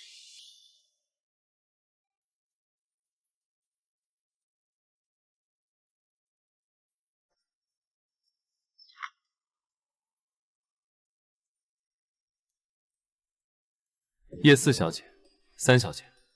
黄公子忙你的，我们就看一会儿。掌柜的说，那位是宁王府的二公子萧觉。四妹妹快看，这就是那位二公子，这皮相简直是极品。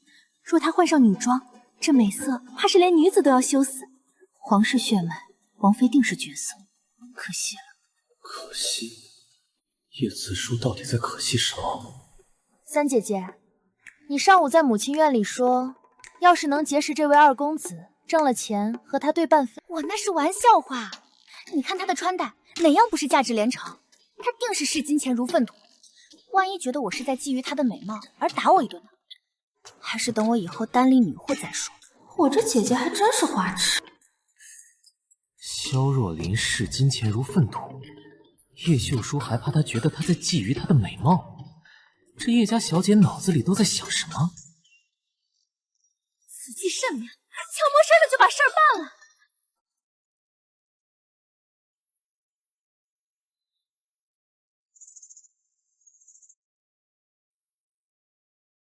你立刻去马记买4份最新鲜的点心，记住，表现得越急越好。若是马记的人问起，你就说铺子里来了精灵的贵客，点名要吃马记的点心。小的明白，要不经意的带出精灵2字。用马记自家的10盒装，待会儿还得去还10盒，多露一次脸。办好了，月底双倍工钱。去，把库房里那几匹最压箱底的刺丝和狐裘料子全搬出来。那位二公子挑的时候，你们就一个劲儿的夸他孝顺，夸他有眼光，夸他天人之姿。只要能把他留在铺子里多待半个时辰，月底也是双倍工钱。四妹妹，要不我去找丁胜桥那几个小乞丐，让他们把宁王二公子亲自来百芝坊为王妃选料子的消息散出去。太刻意了，咱们换个法子。黄公子，这位二公子可是住在春布馆？是，东掌柜是在下的远房姑母，在下的确在春布馆见过二公子。这就结了。春布馆每年都要从百芝坊定制大量茶服，待会儿二公子走的时候，无论他买没买，咱们都大张旗鼓的抬着满满几箱料子，跟着他的轿子送去春布馆。高，实在是高，别人瞧见了只会觉得那是二公子买回去送人的。不过这二公子整日逛花楼，今日怎么想起来逛绸缎庄了？莫不是要给花楼姑娘们送礼？可这也太寒酸了吧！也许是品味独特，喜欢看姑娘们穿他挑的料子。那混球只是来等我下工一起回春布玩，顺便看看我卖花布的笑话。黄公子放心，只要今天生意做成了，月底也多补你1个月工钱。多谢东家。等等，四妹妹，这我出力了，但这可是你的铺子，我这不是白忙活了。三姐姐放心，月底我定送你一份大礼。礼物不便携带，不如折现。姐姐你还真是个财迷，简直是无法无天。我不过是去等12哥下工，他们居然敢抬着几大箱陈年料子跟在我马车后面，搞得满城都以为我给母妃买了这么多东西。淡定，他们还算客气，没让你在大门口当众试穿。你还笑？那2个叶家丫头胆子比天还大，居然敢把本小爷当成招财猫使唤！他们居然敢利用本小爷的名号赚钱，他们知不知道我是谁？他们就是知道你是谁才敢这么干，谁让你是宁王最宠的小儿子呢？你这招财猫的身段，不去铺子里坐镇真是可惜了。我最恨被人算计，叶家老太爷好歹送了我2套极品围棋，这2个丫头呢，空手套白狼。谁说没给你好处？马记的糕点吃了没？极品碧螺春喝了没？伙计那些天上有地下无的好话听了没？你在里间那副享受样，我可是瞧得真真的。他们甚至不肯出来亲自招呼我，这是无礼。人家是未出阁的千金，你是哪根葱？他们真没说我点别的？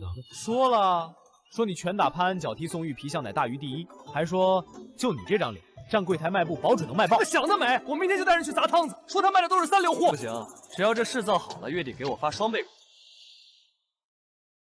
，5两银子。二公子摸过这匹小刺，包起来。二公子说这皮旗子衬人，我也要这丝。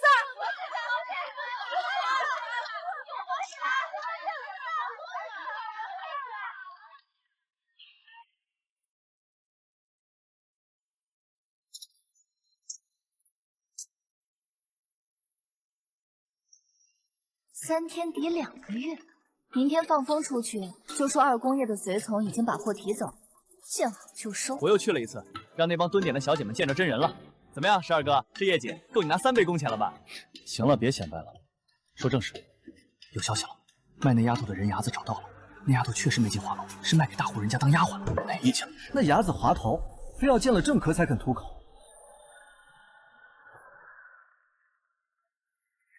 怎么是他？那个茶壶嘴怎么也来？那个茶壶嘴不在西南帮爹守边厢，跑到姑苏来显摆什么？他爹刘虎倒是疼他，庶出的儿子也当帮。3年前在京城天香楼，这小竟敢对新任花魁霸王硬上弓。那次真痛快，12哥你那一脚直接把他从3楼踹到了2楼，我就在门口帮着递小皮鞭。不要，放开我！你们敢这样对我，我爹不会放过你们的。走，打那以后，全京城都知道虎威将军家出了个茶壶嘴，这羞辱可比你那顿揍重多了。别光顾着笑，刘明成现在是他爹麾下的车骑将军，官身在位，他无缘无故带这么多军中老手来姑苏，绝不是为了采买绸缎那么简单。难不成刘虎要调防姑苏？可姑苏是我父王的封地，我怎么一点消息都没收？告诉东夷，时刻盯紧刘明成，这小子阴坏的，若敢在姑苏为非作歹，小爷我不介意再废他一次。12哥，别废腿了。刘铭存现在不比从前手握重兵，他在暗你在明，没事别去招惹他。哼，在我的地盘还能让他翻了天？倒是你12哥，平宁公主马上就到了，你还是乖乖猫着吧。平宁公主来，刘明正也来了，这两拨人八竿子打不着，怎么偏偏都聚在了姑苏？三叔，最近姑苏可有什么大动静？没什么大事，倒是今年乡试解元苏家闹出点监守自盗的笑话。不过有个冤家对头，在姑苏待了20多天了。小若龙那个娘们儿极其扶不起来，只知道寻欢作乐的宁王小儿子，还真是冤家路窄。萧若灵的废物，当真是一个人缩在春不晚。是，身边只有4个侍卫。二少爷，那是宁王府的底线，在春不晚杀皇亲，后果难料。急什么？只要他不碍我的大事，小爷暂且留他那条狗命。可要是他敢挡我的路，我管他叔叔是谁。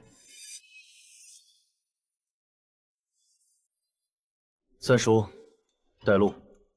既然人已经找到了，就绝不能让别人捷足先登。12哥，你就让我睡这儿吧，我真不是怕那个茶壶嘴儿，我就是觉得咱兄弟好久没抵足而眠了。滚回你自己屋，我不习惯有人睡我的。我不睡床，我睡榻。东营那里有的是贵妃榻。12哥，你没瞧见刘明成带那帮人，一个个手上都是沾过血的。我这儿就4个侍卫，万一他半夜翻窗进来把我给扒了。动动你的脑子，这里是春不晚，平宁公主的地盘。借他刘明胜10个胆子，他敢在这里造反杀人？对哦，我亲爹是宁王，我亲叔是天家，我怂个屁呀！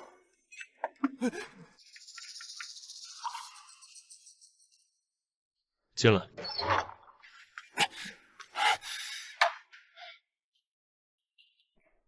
出什么事了？十二爷，出变故了。属下去带那人牙子时，刘明成已经抢先一步把人带走了。他也在找那丫头。是，属下潜入那宅子，发现刘明成正在严刑逼供那丫头的下落。那伢子只招人说人已经卖了，正要说卖给谁家时，如何？属下担心事不，用毒针封了他的喉，死无对证。去东夷那儿领药，最近不要现身。是。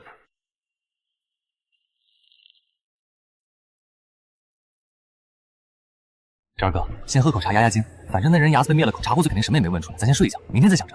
你不觉得这事儿太蹊跷了吗？刘明成放着西南大营不待，千里迢迢跑来姑苏，竟是为了跟我找同一个人。兴许他是吃饱了撑的，专门来找你茬。3年前的江南军需案，你还记得多少？军需案，那可是震动朝野的铁案。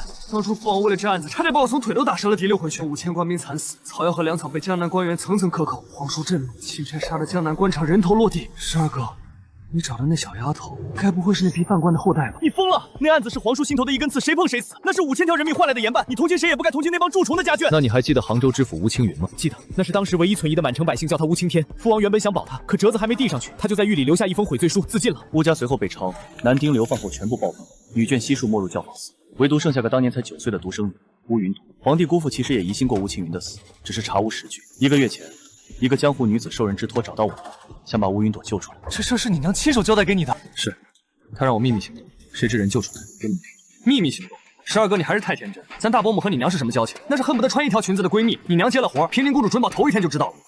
怪不得平宁公主这回动静这么大，非要亲自往姑苏跑，还特意发信让你原地猫着别动。她压根不是来度假的，她是来替你扫尾处理乌家这块烫手山芋的。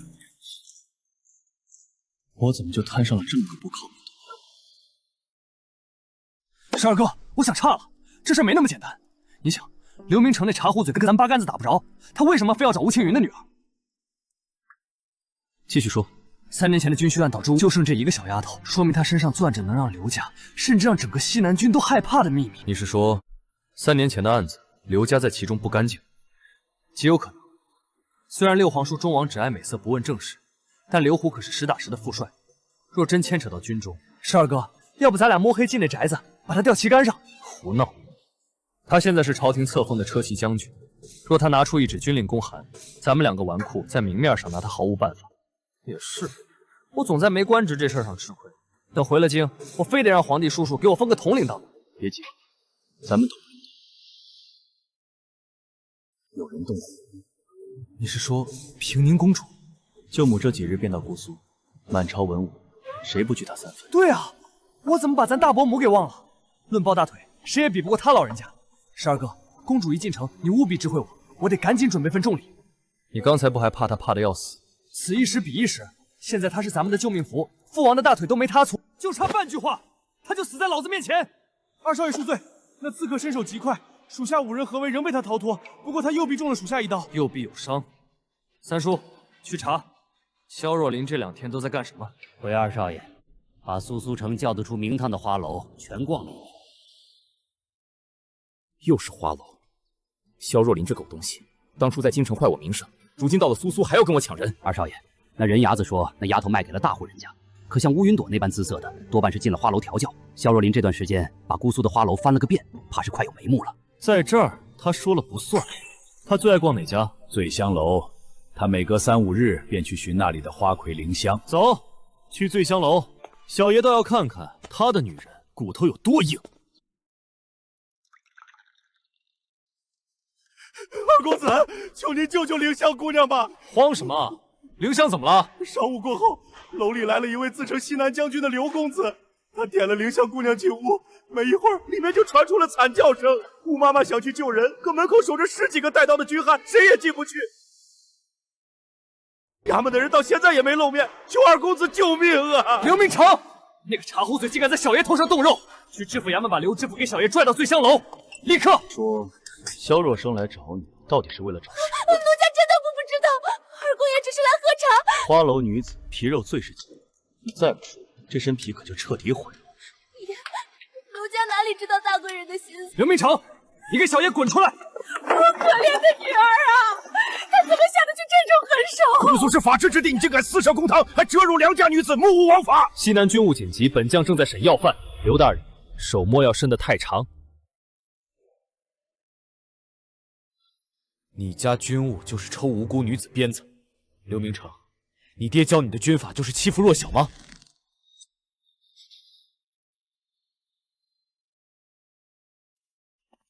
西南军务轮不到你指手画脚。谁家军务在花楼床上办的，还折辱姑娘，当这是你家后院？哟，还使上鞭子了？怎么，怀念3年前被我12兄抽得满地找牙的感觉了？茶壶嘴，知道小爷常来找灵香，就想在女人身上找场子，你配跟我比吗？这些女人不就是伺候人的？这是给花楼的赏钱，这就想走，账还没算，你还想怎样？灵香见客1次500两。你把人伤成这样，没个1月休养不好，误辜费、医药费、精神损失费，一共15000两银子，少一个大子，小爷就派人去西南找你爹要。这是5000两，明天派人送，留下你的地址。万一你这茶壶嘴溜了，小爷去哪抓人？小白脸，离了你爹就是废物。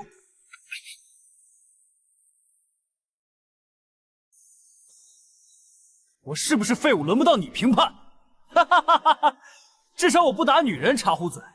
不行的男人才靠打女人取乐。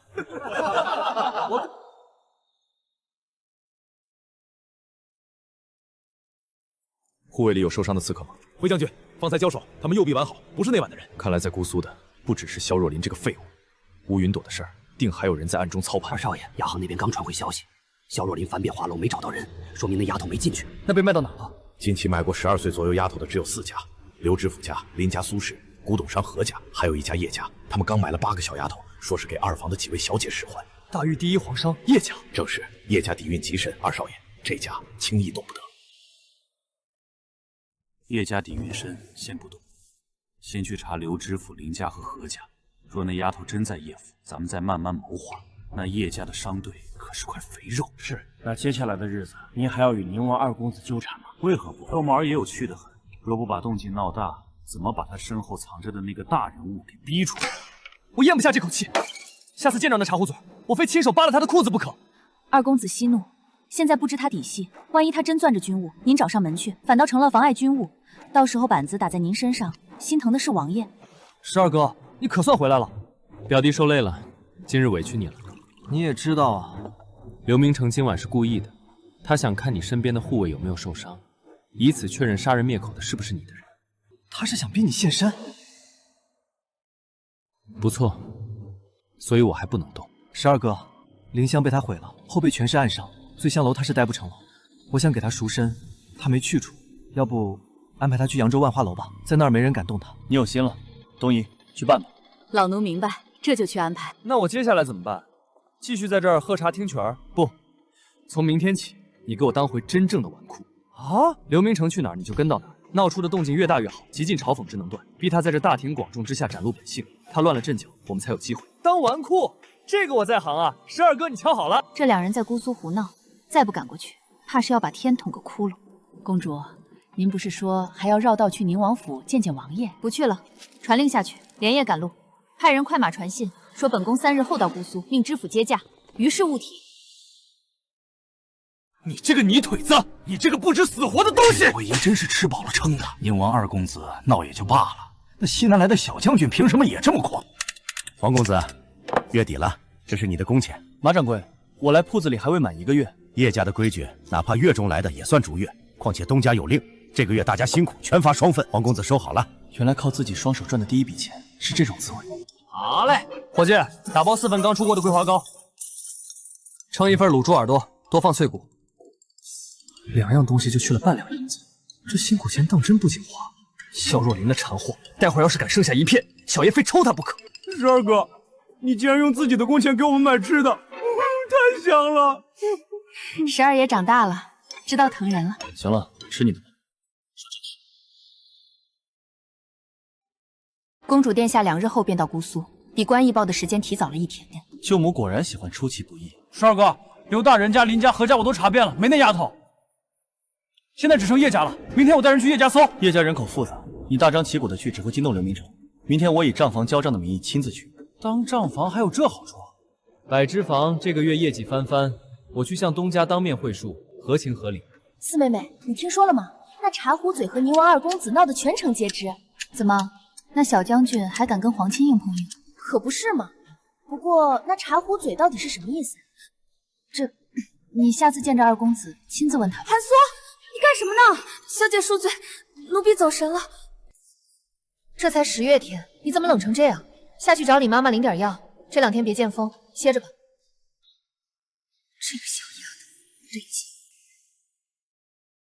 爷，属下昨夜探了叶府，新买的丫头确实分到了4位小姐院里。可瞧见那丫头了？其他3处都没发现。4小姐叶慈书的秋墨园，属下只瞧见一个年幼的丫头，另一个始终没露面。只要人在秋墨院便好办。明日我去送账本，定能探个虚实。皇账房请留步，4小姐今日事忙，特意交代让您明日再来交账。既如此，黄某明日再来。偏偏这个时候忙，舅母明日晌午后便到，留给我的时间不多了。萧若琳那废物，这2天倒像个被掐了脖子的鸡，只会缩在春不完。二少爷，除了刘知府、林家、何家，咱们的人都探过了，没找着人。看来那丫头就在叶家。三叔，派个身手好的，今晚去叶府摸一摸。是，切记不可惊动叶家。不惊动，只要人找到了，小妖光明正大的把人带走。正好这段时间在萧若琳那受的鸟气，得找个地方撒一撒。二少爷，有2件事得报，一是平宁公主的车驾3日后便到姑苏，她虽轻装简行，但时间巧得怕人。她也来凑热闹，那是高处待久了，不知道姑苏的水有多深。二少爷慎言，咱们务必在公主进城前带人离开，绝不能与她碰。知道了。方才查到，那被叶家退婚的苏解元，如今正缩在码头边的破院子里。他被萧若琳和叶家逼入绝路，心里怕是恨透了他们。江南姐倒是个好棋子，正好西南军在朝堂缺个说话的，小爷明日亲自去施舍点银子，这助力不就来了吗？快去办，尽量3日内完成。这姑苏城我也待够了。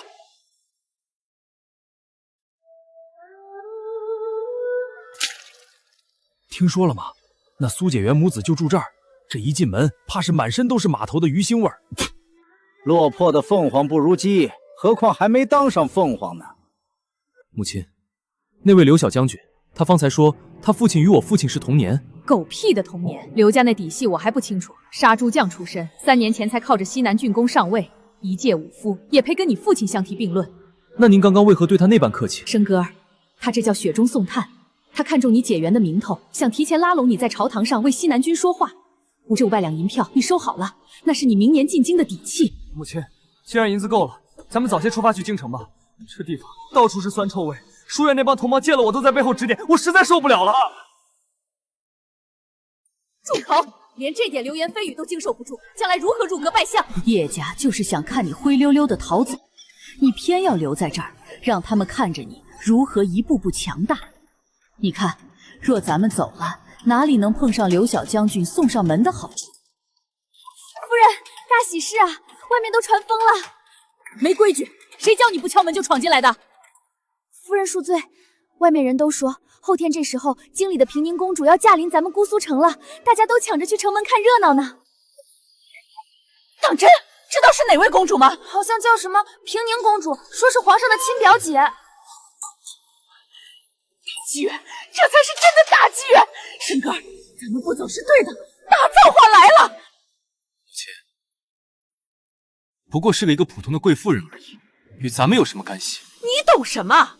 这位平宁公主可不是一般人。申哥，你道这平宁公主只是个寻常贵妇，她可是老定国公沈家的长女，天家尚未登基时，全靠沈家与皇甫家扶持才坐稳江山。沈家，那不就是当朝沈相的本家？不仅如此，她是沈相的长姐，更是大鱼耳目、春不晚的背后之主。天家最听谁的劝？除了老定国公夫人和皇后，便是这位公主。你若想入仕，沈相是避不开的山头，而公主就是这山头最硬的靠山。可公主毕竟是内眷，孩儿一介外男，如何得见？若是平时，自然见不到。但5年前江南乡试舞弊，是平宁公主亲手捅到御前，还了学子公道。这江南书院的山长们受过她的恩情，听闻她来，定会带举子去递拜帖，这便是你的礼数，懂了吗？还有，我听闻叶家那老姑奶奶在定国公府当过姨娘，你莫要担心，这嫡庶有别，妻妾如仇。公主作为嫡长女，定然厌恶那叶家老夫，连带着也会讨厌叶家。咱们现在的处境正合公主的胃口。小爷进宫见皇上都没等过这么久，这叶家四小姐好大的架子。皇丈房，四小姐请您进去回话。见过东家。皇公子，账记得极好，一分一毫都不差。请你进来，是想托你给马掌柜带个口信。秋日转凉，伙计们的伙食撤了鱼虾，多添些羊肉御寒。还有，炭火趁现在便宜，让掌柜的多囤些，免得入冬价贵。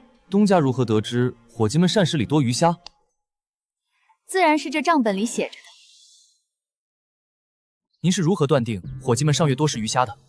看账本是门学问，上月是姑苏鱼虾丰收之际，价格最贱，账本上采购食材的银钱比前月降了2成，而叶家从未苛待下人，必定是换了便宜的荤香。这小丫头心思竟缜密至此，当真不简单。还有，本月18那晚，马掌柜是给伙计们开了小会吧？四小姐，东家是如何得知的？连着3天流水走低，说明伙计们懈怠了。但19那天流水突涨3成，必定是马掌柜用了讲长手段。黄某受教了。黄公子，账本我收下了，你回去转告马掌柜，下月初给大家多发半月工资，添置冬衣。四小姐，不好了，大小姐让您快去夫人的院子避一避。出什么事了？外面来了一群当兵的，把咱们叶家围了个水泄不通。领头的说要搜查什么西南来的要犯。西南要犯跟叶家有什么关系？二爷正带着家丁前往，老太爷也赶过去了，外面吵得厉害。刘明成，这畜生竟然敢假借军务，大摇大摆的搜查第一皇杀家。黄公子，铺子那边你先别回去了，从后门走。瑞雪，角门也出不去吗？那群当兵的凶得很，把大门和角门全围了，说是连只苍蝇都不能放出去，免得要犯逃了。大小姐让您赶紧去避水居，二小姐和三小姐那边我也得去送信，奴婢先走了。西南要犯，难道是冲着韩苏来的？大人威武在国，若是将军贤命搜捕，知府都拦不住。叶家今日怕是悬了。黄公子，你只是铺里的账房，并非叶家人，你试着去角门那边跟官兵说清楚，兴许能放你出去。多谢四小姐体恤，在下自有办法。黄公子，你听好，出了这院门一直往前，过第2个月亮门往右拐，那儿有个小花圃，最右边墙角有一丛垂竹，竹子后面挡着一个洞，你身量不算魁梧，应该能钻出去。老太太，能不能派人去学堂把旭哥哥接过来？他才11岁啊！不用，甘洛12岁拜相，旭哥已经11了。若是连这点场面都撑不住，以后如何继承家业？韩苏和林泽都不在，刚才走得急，竟忘了他们。说是那刘明成真冲着韩苏来，那丫头躲在哪儿了？前面有老太爷和老爷们顶着，叶家这么多年风雨都过来了，出不了事。叶家这是摊上大事了，怎么军爷都上门了？谁知道啊？说是抓什么西南要犯，我看悬。小将军，这门你们进不去，回去吧。叶老爷，您这辈分大，见过的世面多，但今日我劝您还是行个方便，拿了人本就走，绝不叨扰。老夫府上并无小将军所说的要犯，小将军怕是听差了，请回吧。叶老爷，3年前西南军需案，大余将士死伤惨重，本将可是奉了西南主帅之命来捉拿漏网之鱼的。您这样阻拦，怕是说不过去吧？军需案的逃犯，那可是大事啊！叶家把门让开不就结了？要是真藏了人，可就成了窝藏罪。小将军口口声声说是奉命抓人，敢问可有官府搜查的公文？可有刑部的通缉海捕文告？大禹律法明文规定，擅闯民宅者，主家可正当防卫。小将军带人围我大门，说是探得要犯在此。老夫倒要问问，你是怎么探的？是做了梁上君子，还是听了小人谗言？对啊，没公文凭什么搜人家？这么说，叶老爷是铁了心要跟我西南军作对了？公文拿来，老夫亲自陪你搜。若无公文，小将军便是私闯民宅，鱼肉乡里。若本将非要硬闯呢？那叶家上下唯有一死以报天家。只是不知，这满城的学子官书，远在京城的御史员官会怎么写这份奏折？叶老爷，本将劝你莫要敬酒不吃吃罚酒。这样吧，各退一步，你把府里的下人全叫出来，我不进门，就在这认人，认完就走，如何？进了这个门，要犯是谁，还不是小将军说了算？叶家绝无要犯，更不能认这个罪名。哼，好，既然你非要跟西南军见个红，那本将便成全你。你个茶壶嘴！小爷在松月楼等了你半天，合着你跑叶家撒野来了？好你个刘明称，你还要不要脸了？不就是昨晚叶老二陪着小爷喝酒没搭理你吗？你这就公报私仇来了，还叶家藏要犯，知府衙门都不知道，就你长了天眼，公报私仇到这份上，你这个怂货！哦，原来是昨晚喝酒没请他，今天来找场子啊！谁家抓要犯，先去逛花楼打花魁的，这就是公报私仇。不过二公爷总叫他茶回嘴，到底啥意思啊？反正不是好话。肖若灵，你给老子滚远点！老子在办官务。官务？你是在床上执行官务吧？公文呢？文书呢？拿出来让姑苏的老百姓开开眼啊！刘小将军，本官并未收到任何关于西南逃犯的呈报。叶家是正经皇上，还请将军给下官一个面子。天家有旨，西南军务可犯便行事。刘大人，本将办事，你有必要知道吗？还有你，萧二公子，你觉得你配问军务吗？宁王府二公子不配，刘知府也不配，那本宫配吗？啊，十二哥不是说他明天才到吗？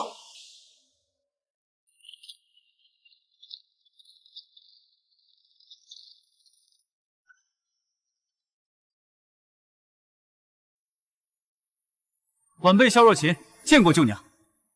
草民叶薇见过平宁公主。公主千岁，千岁，千岁！平身，免礼。